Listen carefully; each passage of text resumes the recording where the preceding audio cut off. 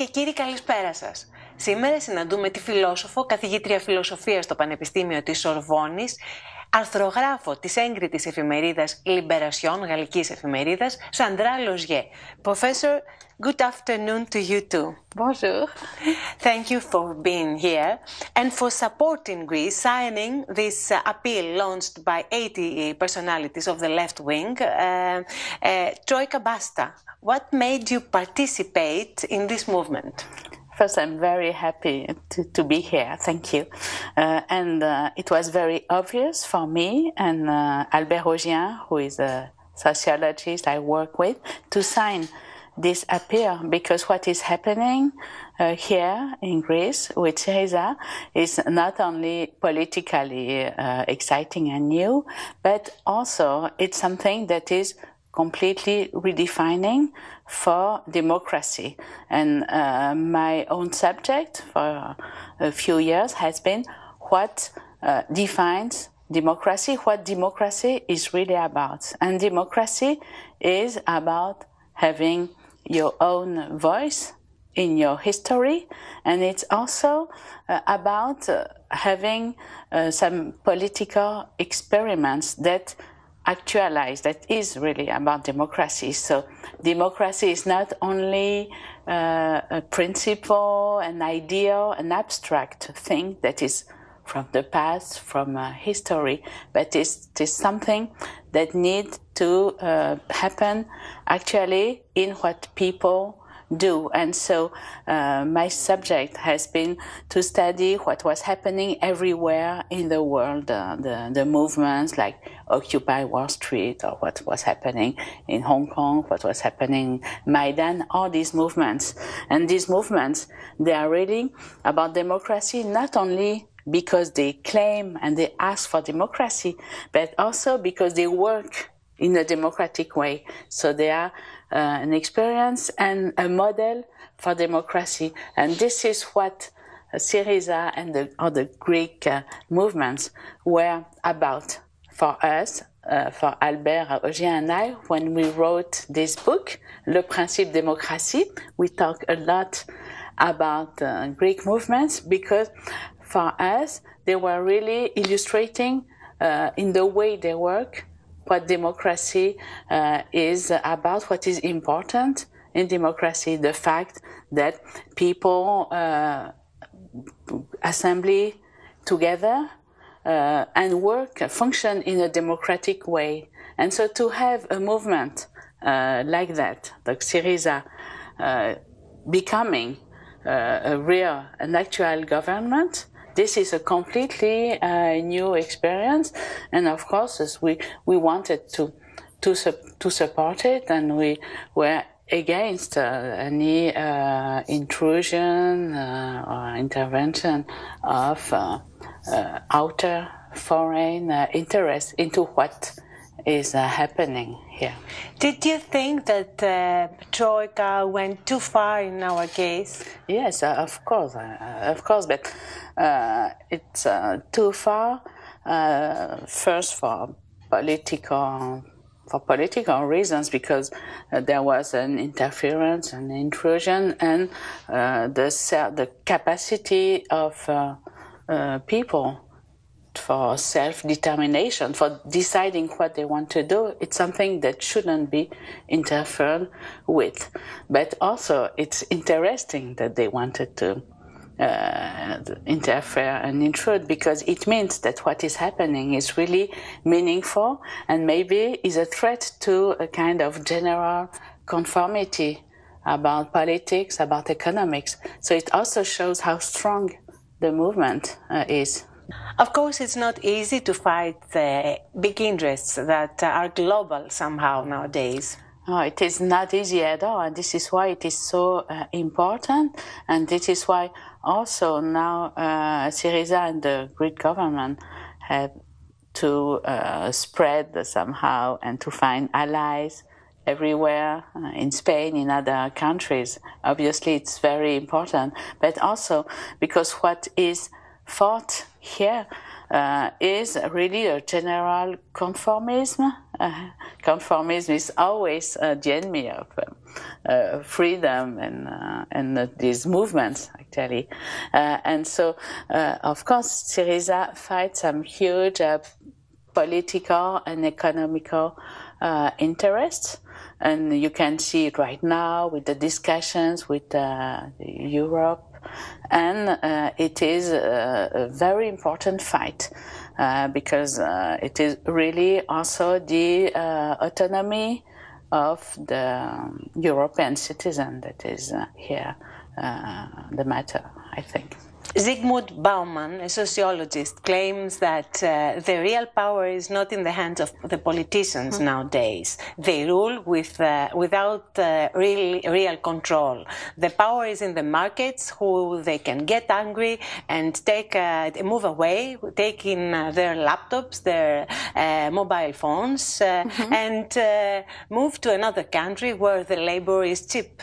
Yes. So, of course, and maybe this is a moment where we have to redefine what politics is, because the government politics, the traditional government, they are really submitted somehow to some very general interest of what is called capitalist structures.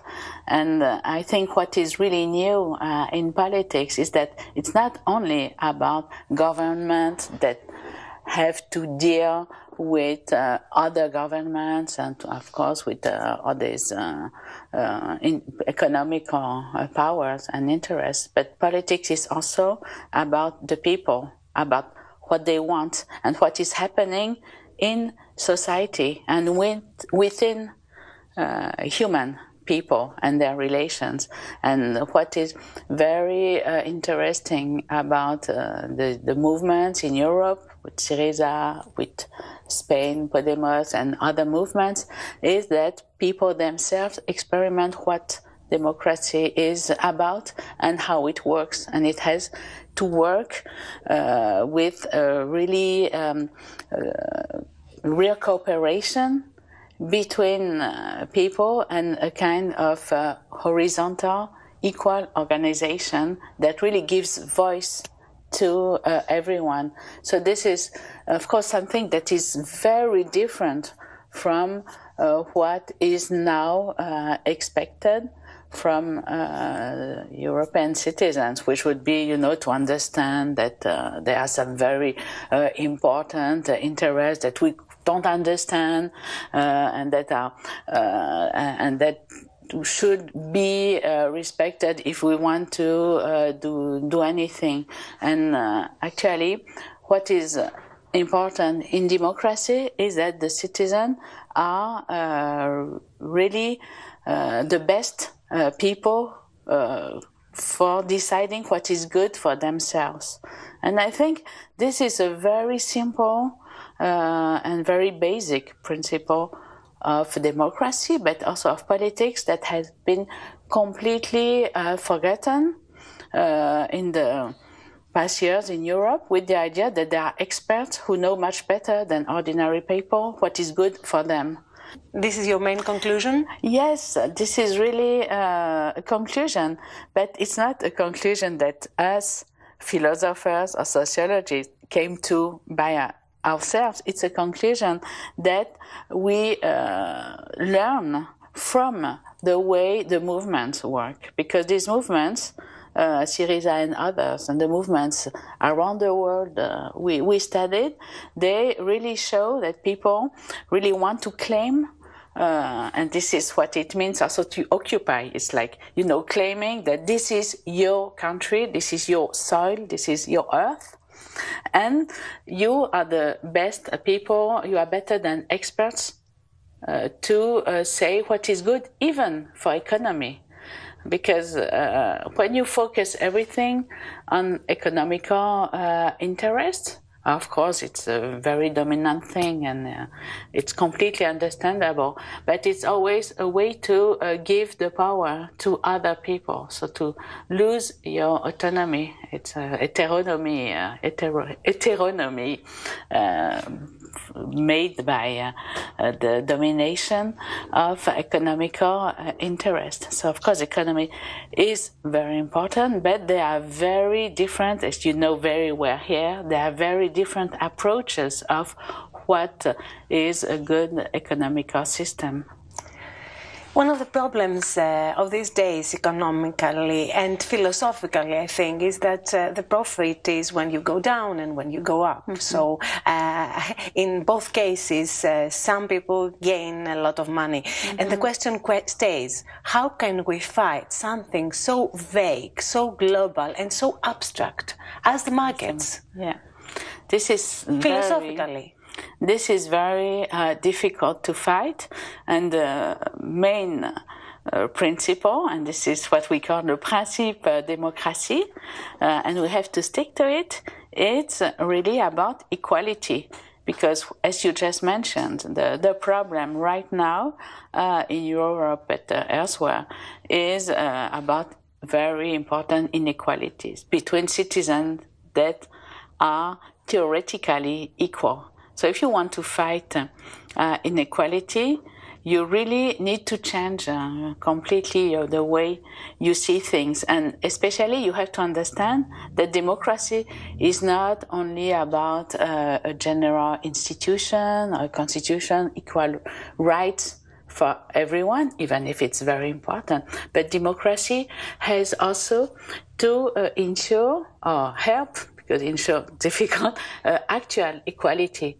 And you cannot have a real democracy when people are in life conditions that are just unbearable, which is the case now here, other places, but I know in Greece too.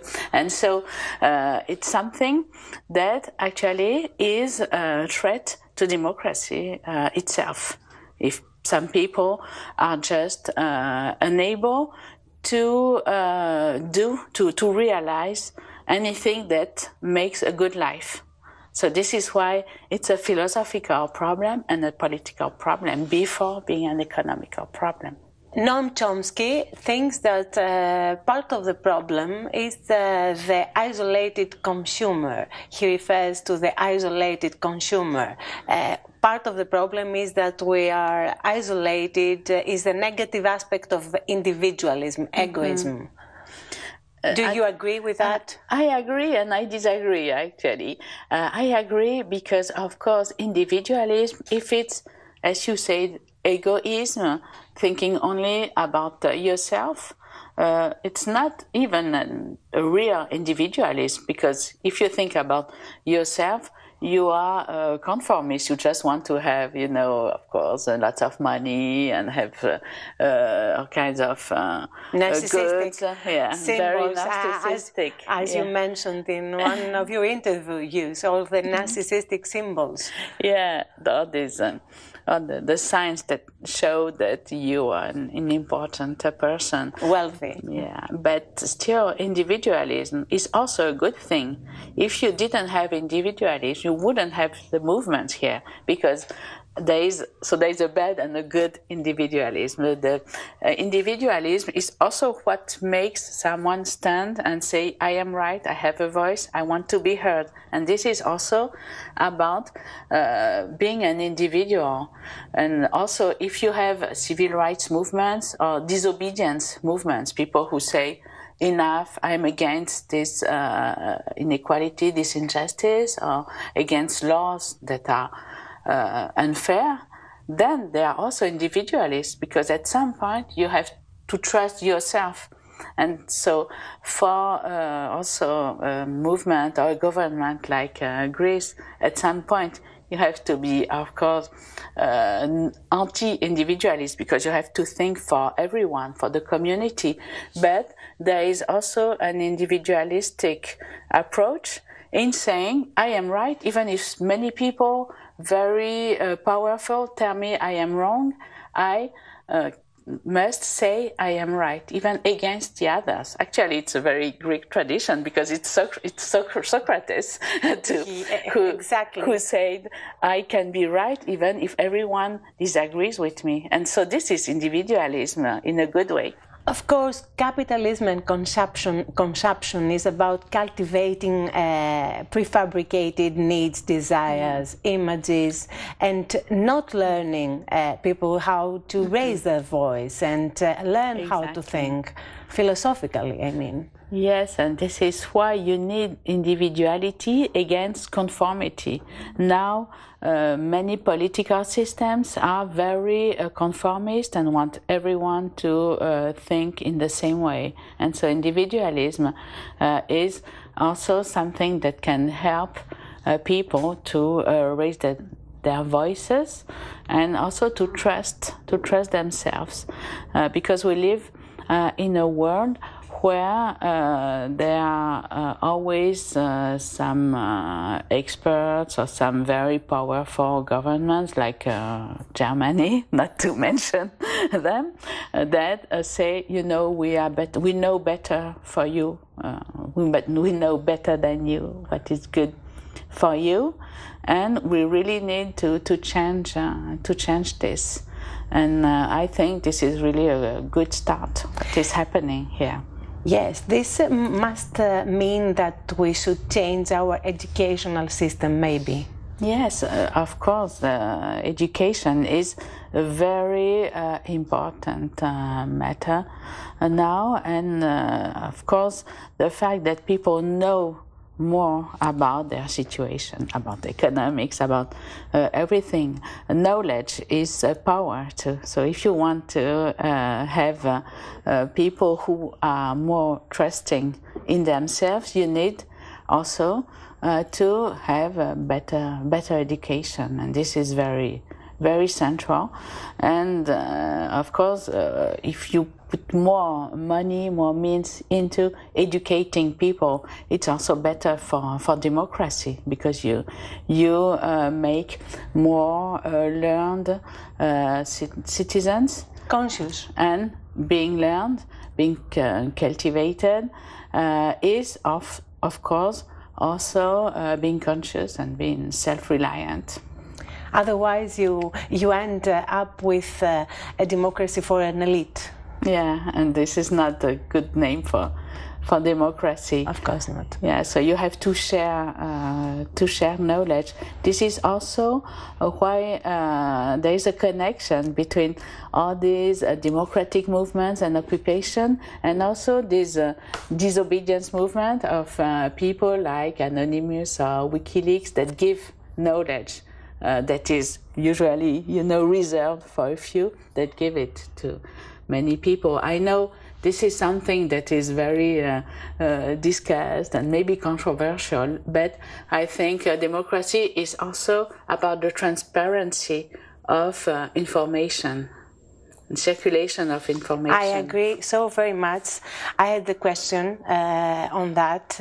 I mean, if you have no access to real information, how can you decide and how can you know? Completely right. If you don't have information, you lose power, and this is why it is so important for people who are against democracy to also retain knowledge and not give knowledge. So democracy is also about giving access to information. And this is why also what you said earlier about globalization.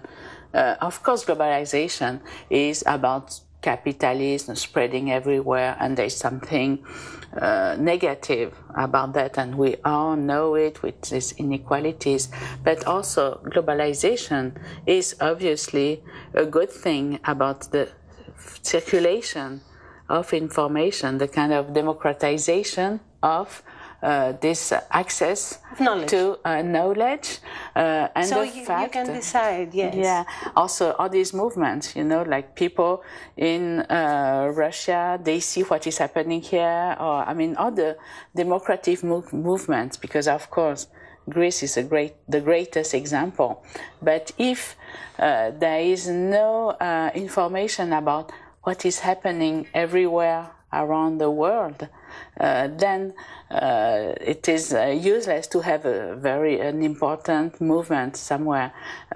People feel better and more autonomous and more secure if they know other people are doing the same thing in other countries. At some point, for example, I was in Japan. There was a movement there about Fukushima, and they were showing what was happening on Wall Street on TV. They were showing what was happening also here, and there is something that makes people think they are right if they see what is happening around the world that is similar to what is happening to them. So, of course, every situation is different. All the countries are different, and the spirit of every movement is specific. I don't want to say, things are the same everywhere, but still, it makes people know they are right somehow if they see other people doing the same thing. Professor, I was also referring to the access to information that make rulers, make people who lead, make certain decisions. People don't have access to that information, and it's important too because they are involved in situations they don't really know much about. This is something that is very true and important, especially now where there is this huge flow of information with also the big data and this big quantity of information that has to be dealt with if you want to make decisions. And I think earlier, before the governments think that, they have some information and then they think. Secretive. And then they decide and then they act. And now the process is completely different and it's much more complicated because if you want the information, then you need lots of things to know what your decision is going to be about. You have to think of all the consequences of all what is going to happen, of all the stakeholders that can, be involved in your decision. So the decision process now in politics is much more complex than it used to be. And this is a big change and a good change because if you want to make a decision in politics, you have to take into account also what people want and the consequences for them, and not only what, the politician wants. So, which brings us to your previous book, Pourquoi désobéir en démocratie? Bravo. Could you explain the logic of it? The logic of government by result is the idea that the government and the politics should be determined by a kind of performance that can be quantitatively measured, determined, and so about results and efficiency. And it's a government, a mode of governance that has become dominant everywhere in the world, and especially in Europe with the new financial laws in many countries, especially in France, because this book, Pourquoi désobéir en démocratie, was about a French movement of disobedience against this idea of government by result. And the fact that in France, many people, so it was not like Syriza and there was not a big movement that changed the government, hélas, but there were lots of small actions against this pressure on ordinary citizens and civil servants to have them have results and only assess what the quality of their work, what they were doing, like in hospitals or in teaching, in education, or in various fields, assessing their work only by their result and not the quality of the work, and what Albert Roggien, again, my fellow writer and sociologist who has studied this very, very closely with field work, we understood that all these disobedience actions were motivated by the feeling that the work people were dispossessed from their work capacity and from their political voice, and this government, by result, has as a consequence a feeling of emptiness of everything and losing their capacity for actually doing your work. And I think it sounds abstract like that, but it's a very general feeling when you want to make decisions only from performance, using what is the performance, and not about really doing what matters to you. And we understand this as losing your voice, humanity. Losing your voice, and losing your humanity. Your book, Professor, reminds me of Thoreau's thought, who used to say that it's good to disobey a democracy if it's not sufficient and deficient. That's very true, and thank you so much. Of course, Thoreau is a very important reference for all the people who have these kind of civil disobedience actions even today. And it is very interesting that Thoreau, who is an American figure, is really important now in all these European movements. And I think it's because Thoreau says that it's good to disobey, as you say, but also that if you disobey, it's not against democracy, it's not a danger or a limit of the democracy working, but it's really about fighting for democracy. If you disobey, it's for a better democracy. It's not a danger for democracy. Democracy is a process.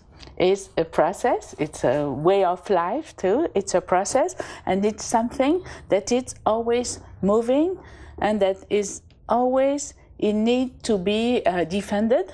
You must defend democracy, and very often you have to defend democracy by criticizing it and by also disobeying. And this is the new fact now. Professor, in an interview of yours, you were referring at Emerson's and Foucault's thought that people should be near their true needs, their true voice, their inner voice, in order to be able to express collectively. This idea of being close to yourself and finding your voice is very central to democracy, and this is what is interesting now in a thinker like Emerson, who was very close to Thoreau and who is really founding father of democracy in America. For Emerson, you need to find your voice and to trust yourself in order to be able to be with others, to be within society. It's the condition of democracy, and democracy is about everyone having a voice, and everyone being able to acknowledge the voice of the government as being hers or his. And this is really what is important about democracy, and it's also about being able to express your true needs, as you say, which means also knowing yourself. So it's a self-knowledge, which is the basis for philosophy, but also for democracy. It's knowing your needs, but also being able to express them. And this is also what Foucault cause the souci de soi, the care. It's the care again, the care for yourself and being able to find the right words. And very often, politics is really the official politics or the European politics is something that doesn't sound right, that has the sound of conformity. And Emerson says that in a conformist state, every word is something that is really unbearable, that chagrins us because the public voice is completely conformist, and he really wants to find an actual right tone of voice. And I think politics and all these movements, like Syriza, like the movements everywhere in the world, they are always about finding the right voice, hearing something that makes sense to you. But there's a big, huge enemy opposed to that. This whole era is about us being bombarded with information. We don't have time to think and to process. So I think we have time to think. We just have to decide to focus, to give our attention to what is important or not. So it's not about having too much information, because this is an obvious thing and it's also sometimes a good thing, but it's really about attention, about really having our own capacity to decide what is important and what we want to attend to. And in this big flow of information, the problem is that there is a way to steer somehow to your attention and to manipulate you into being attentive to some things and not to others. So I think what is really important in ethics or politics or in democracy, it's more about deciding yourself what is important to you and what you want to pay attention, what you want to focus on. But this has, as a prerequisite for us, being mature.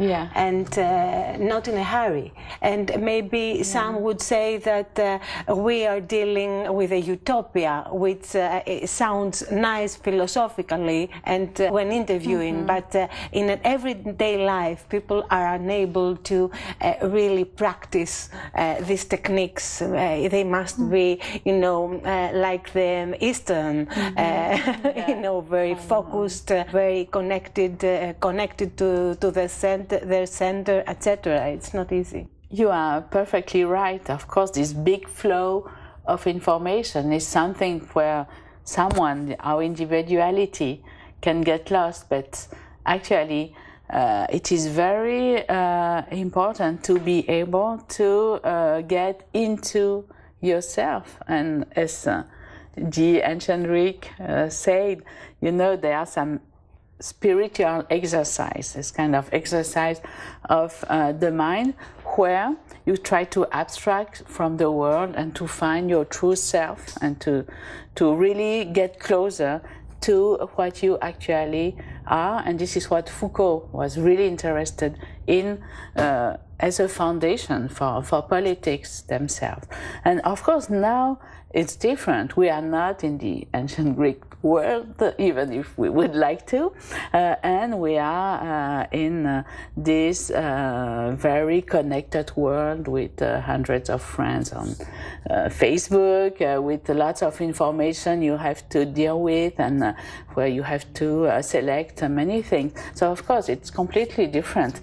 Still, the idea of an exercise of trying to find your voice, to find your true self, and something that is difficult. Exercise means difficult. Even if you don't want to speak about spiritual exercise, there is still the idea of an exercise and an effort to really try to be yourself.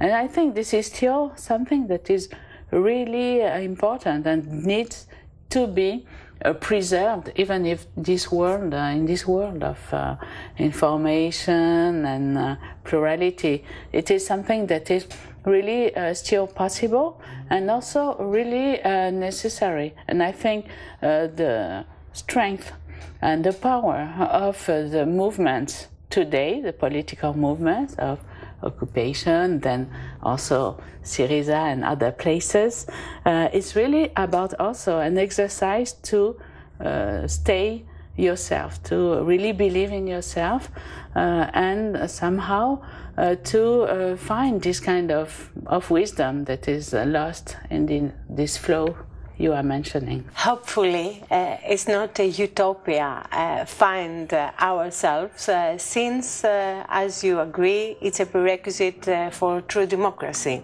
Yeah, I think it is not utopia. It's too easy to say that any political movement that wants democracy, that wants equality, is an utopia because the conditions, the actual conditions of the economic world cannot make this happen. I think utopia is something that really needs to actually happen. Back to governing by results, how this policy is connected with dispossession, and how does dispossession affect us morally, linguistically?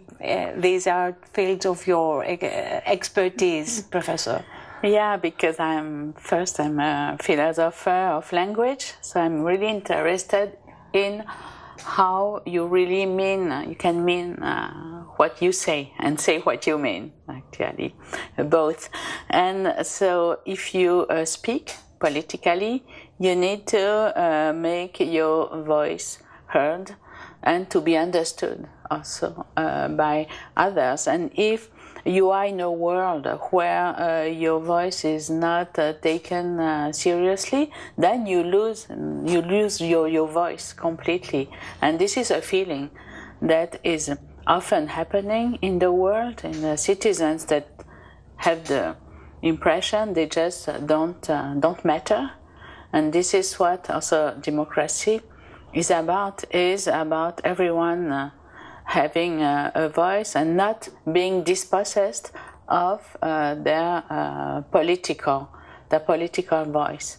And I think, again, it's also about what you said about utopia, because it seems completely an utopia or utopic to say that everyone has to have a voice, because you cannot have everyone governing. I mean, this is an utopia. There are too many people, but you can actually have a government, and this is what is happening now. You can have a government where people can at least somehow recognize themselves and feel they are expressed and that they are defended and fought for. Of course, people can also be disappointed, like in the United States, when Barack Obama was elected, there was a great hope in the States, even in the world, everywhere. Even if people do not govern directly, they heard a voice that they felt was expressing everyone, that was fighting for everyone, and then they were disappointed. But anyway, what is really important is not to be dispossessed of your voice, which means to have a government you trust enough to represent your voice. How do you linguistically deal with this era where the images are powerful and dominant, and psychologists talk about new human beings, archetypes, with a completely new perception of time, place, and of course, communication? We are in this civilization where you have so many images circulating, but also lots of words And a few decades ago, everybody said that we will only be communicating by phone and images. But now on the internet, you have lots of written text. People communicate by email, by text, by Twitter. So written language is also extremely important. So I think we are not only in an image world. Still, of course, image is really important, and the pressure of the idea of a new ultra powerful human being is a woman, very often superwoman too, is something that is also very important, and it's a great pressure on everyone. And I think it's really priority for us to remember that anyone that is a super person and very powerful is powerful only because there are many people who take care of this person and help him or her. I mean, you have no one who has this kind of power and autonomy all by himself. It's only because people are helping this person. And so it is really something that everyone should be aware. And the fact that also power and autonomy is not something that is for an individual self-standing, as you say, but because they are, as a society, a community that helps this person. This is why I am interested also in the idea of care, the fact that people take care of others, which is very central in our society. CARE is the movement that brought you here at the French Institute. Will you talk us a little about CARE? It's a movement that started in America, in the USA. Yes, it's very important in the USA, but everywhere now. The idea of the ethics of care is, again, and this is also what we were talking about, the fact that you have to be attentive to other people's needs, and that the whole society is also dependent on the fact that many people, ordinary people, not very powerful people, but women and poor people too, take care of the rest of society and make ordinary, everyday life happen. And even political life or intellectual life is possible because many people take care helping of one things. another. Yeah, and this kind of solidarity or fraternity, fraternité, but I don't I don't like fraternité because fraternité is about brotherhood, so it's a male thing. And I know in Greek you have a word that is which is not gendered. It's not only about men, it's about everyone. So this is very important. Fraternité, now that you've mentioned, is one word that lost its meaning, and I wanted you to comment that many words are using in the wrong way. Yeah, many words have somehow lost their power, and they are empty. They are emptied of their meaning. Completely emptied, or sometimes misused too. And the word democracy also, at some point, has lost its meaning because people claim democracy, but without giving actually the power to the people, or without any equality. So democracy is a word that has lost its power, but also equality, I think, and especially now in France or in Europe, the idea of equality is very abstract because you have an equality of rights, but you don't have an equality in the realization of these rights, what is called also capability.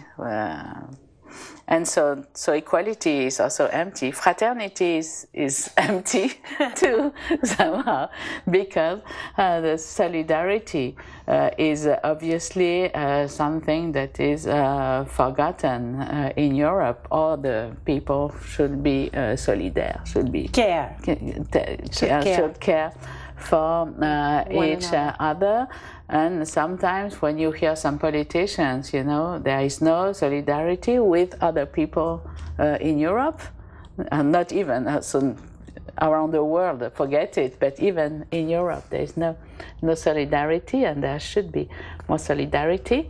And liberté, freedom, is also something that can sometimes feel empty. I know it seems an exaggeration to say that, because in some countries there is no freedom at all, so we should be happy with the little freedom we've got. I know, still, I think if you have a freedom, but you cannot realize this freedom. For example, you are free to go, anyone here in Greece is free to take a plane and to go to travel in America, Australia. But you know, if you don't have any money to do what you are free to do, then somehow you are not free. And this is a discovery, I think, now for European politics, that you cannot have the freedom if you don't have the capacity to realize this freedom. To exercise it. Exercise. Thank you. So very true, Professor. Before we say goodbye, could you comment this attitude used, this practice used in the internet, the text messages, the code messages? That's very true. The fact that we use a kind of impoverished language because we need to have very short messages that can circulate everywhere in the world, like the Twitter, of course. But so somehow it's something that is a limit, because you cannot have a very complex thought in this kind of communication.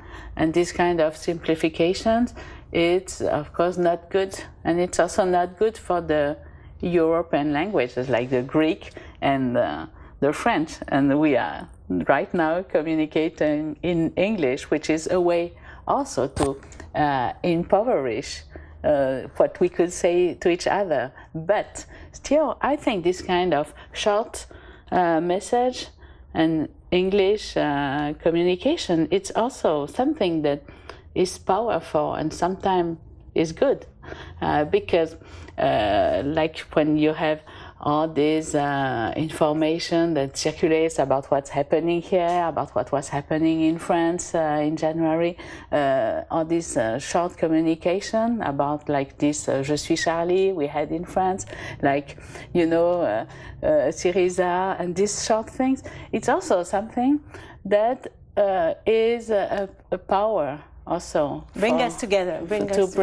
To bring everyone together, even in English. Thank you so very much, Professor, for being here and shared your thoughts with us. Thank you so much. It's a great honor to be here today. The honor was all ours. Κυρίες και κύριοι, καλό σας βράδυ.